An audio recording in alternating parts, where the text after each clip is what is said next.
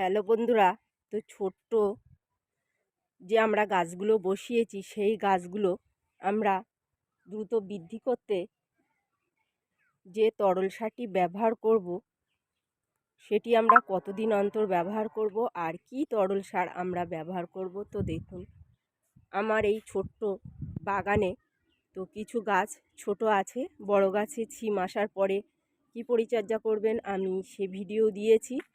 তো বন্ধুরা, যদি ভিডিওটি ভালো লাগে লাইক, কমেন্ট ও শেয়ার করবেন। আর আমার চ্যানেলে নতুন নতুন ভিডিও দেখার জন্য চ্যানেলটিকে অবশ্যই সাবস্ক্রাইব করবেন।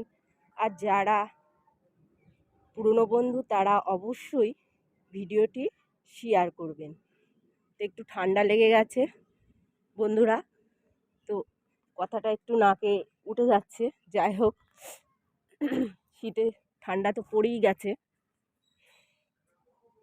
তো বন্ধুরা দেখুন, আমি কপি গাছগুলো বসিয়েছিলাম, বসানোর পরে আমি এখনও খোল পচা তরল সার ব্যবহার করিনি বা কোনো সবজির খোসা যে লিকুইডটি হয়, যে কিচেন কম্পোস্ট দিয়ে মাটিটা আমি তৈরি করেছিলাম, তারপরে কিন্তু এত সুন্দর গাছটা বৃদ্ধি হয়েছে। তো এখন আমি যে পরিচর্যাটি করব সেটি হচ্ছে যে এই গাছগুলোকে দ্রুত বৃদ্ধি করার জন্য আমাদের কিন্তু 5 দিন অন্তর অন্তর একটি কাজ অবশ্যই করতে হবে, তাহলে কিন্তু গাছটি আরও দ্রুত বৃদ্ধি হবে। তো এখন আমি এই গাছগুলোতে কি তরল সার ব্যবহার করব। তো দেখুন বন্ধুরা, এখানে আমি খোল ভিজিয়ে রেখেছি 5 থেকে 6 দিন। আমি একটু খোলটা ভিজুই, তো ভিজানোর পরে আমরা এই 15 লিটার বালতিতে নেব। এই যে 1 লিটার মানে 100 গ্রাম, এই দেখুন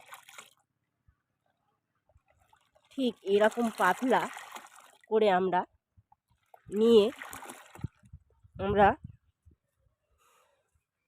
5 দিন পর পর এই গাছে, কপি গাছে বা যেগুলো সবজি গাছ আছে ছোট ছোট, আমরা সেই সব গাছে দেব। আর এদিকে দেখুন আরও কিছু বসিয়েছি, এগুলোতে কিন্তু এখন দেব না। এখনও 6 থেকে 7 দিন পরে বা এর বৃদ্ধিটা যদি খুব সুন্দর থাকে তাহলে আমরা 15 দিন কি 10 দিন পরে দেব। তো এদিকেও ছোট বসিয়েছি কিছু, আর আজকেও কিছু চারা নিয়ে এসেছি, সেগুলোও বসাবো। তো দেখুন এদিকে যে এই মূলো শাক, দেখুন এইভাবে আমরা পাতলা করে দেব। আর পানিটা কিন্তু বেশি ভিজা অবস্থায় দেবেন না। আর এই পালং শাকে এই সাইড দিয়ে দিয়ে দেবেন, ধীরে ধীরে কিন্তু চলে যাবে পুরো টবটাতে। তো দেখুন এইভাবে আপনারা প্রত্যেকটা গাছে দিন, তাহলে কিন্তু প্রচুর ভালো রেজাল্ট পাবেন। আর এখানে দেখুন যে উচ্ছে গাছটা আমি বসিয়েছিলাম, কত সুন্দর বৃদ্ধি হয়েছে।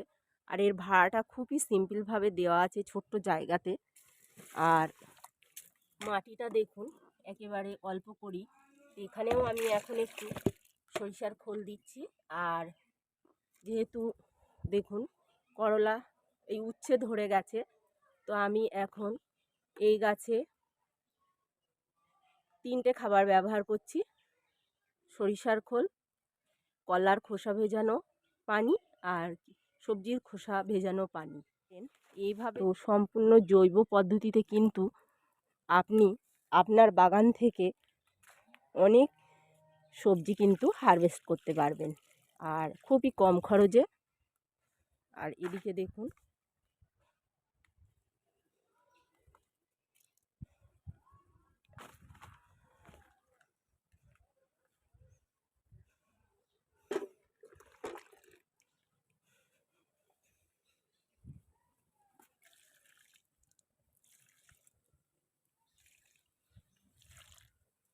আর দেখুন মানে কিছুটা লাল শাকও উঠেছে, এদিকে পালং শাক মানে বীজ পড়েছিল 2-1টা করে, তো সে চারাগুলোও কিন্তু বেরিয়ে গেছে।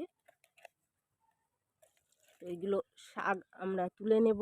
আর এদিকে দেখুন আমার গোলাপ গাছগুলো কিন্তু খুব সুন্দরই আছে।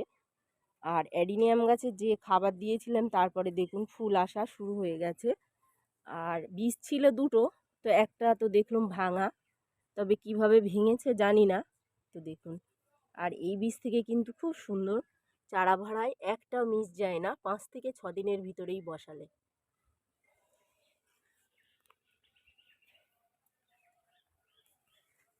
আর এদিকে দেখুন জবা গাছ, জবা গাছে কিন্তু খুব সুন্দরই ফুল দিচ্ছে। তো বন্ধুরা, কিছু টিপস আপনারা মেনে চললে আপনাদের কিন্তু ছাদ বাগান থেকে আপনারা খুব কম খরচে কিন্তু সবজি হারভেস্ট করতে পারবেন।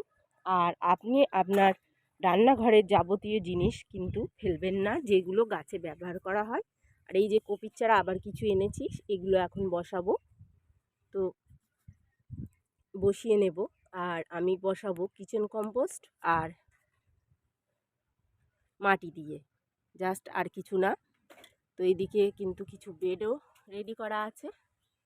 আর দেখুন ডিমের খোসা, চায়ের গুঁড়ো, আর এগুলো আমি কিভাবে ব্যবহার করব। আর এগুলো আলুর খোসা। আর দেখুন প্রচুর কিচেন কম্পোস্ট হয়েছে, কলার খোসা।